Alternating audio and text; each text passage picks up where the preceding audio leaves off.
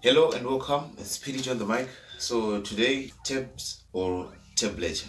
I'm gonna be showing you how to read guitar tab on this bass today. A guitar tab is incredibly easy to understand once you know all the symbols and numbers used. Bottom string when you look at a tab is your string number going up. You know. So the one that is on top of the tab that you are looking at right now.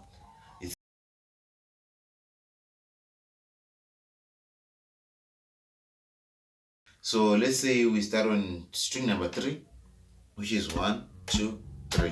And then the horizontal lines are the strings, representing the strings. So we said on the third string, fret number 7, right?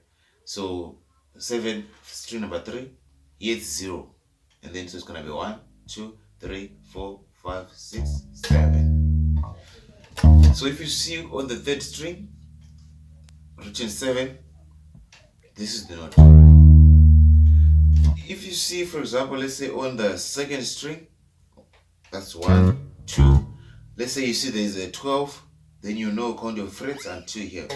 This is where the 12 is. So 1, 2, 3, 4, 5, 6, 7, 8, 9, 10, 11, 12. Tabs are very easy to read. So now just the last one, which is going to be on the fifth string, string number 5, the B string. It's going to be 21, right? This first dot is the number, is the 3rd fret, 5th fret, 7th fret, 9th, then we go to 12 on the 2 dots, 13, 14, 15, 16, 17. So you can see 15, 17, 19, go like that. So you kind of have to visualize the numbers, than to count every time. But for now, take your time and you can count one by one, string by string. You will see, how it will help or how it will improve your play. So I think we've covered the numbers now, how to count the numbers or how to read the numbers on the tab. Now we need to go to the symbols side.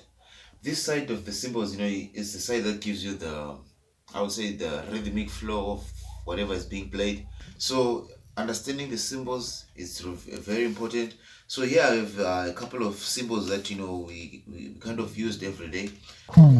So first one with the hammer on. Hammer on is like when you hammer on the fretboard, with the string.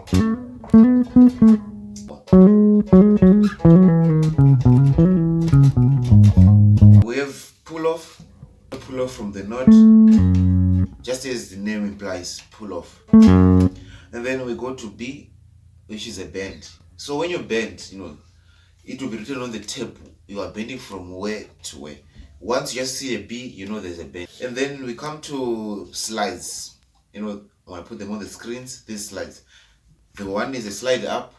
You also know, you have to know, are you sliding up or are you sliding down? We have a palm mute. This one in rock or in Chinyakari music, Chimurenga music, it's used a lot. When the lead or the bass is playing with the palm on the string, it kind of gives the bass like a thumping sound,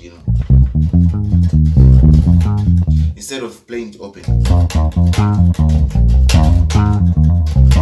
You can hear the difference. But also, palm mute works very well on the guitar. I think I'm gonna do another video on the guitar explaining the same thing on tabs, but it's the same thing, but just for you to hear the different sounds, especially when we start to use the symbols. And then the last two, we have vibrato. And then we have a muted hit, which is the last one. It's an X. It's represented by an X. The muted sound, you just strum the string, but it does not have to give out sound. That is really, that concept we used a lot when in octaves, especially on the guitar again. But I think on the bass we can try. You can see like I'm holding this third string and the first string. The second string, which is the middle string, I'm kind of just resting my index finger on it, but I'm pressing, on the first string and third string. So I think we've covered all the symbols that I will use in the guitar tab. A guitar tab, is used to guide the learner in playing the musical part exactly how it was originally played.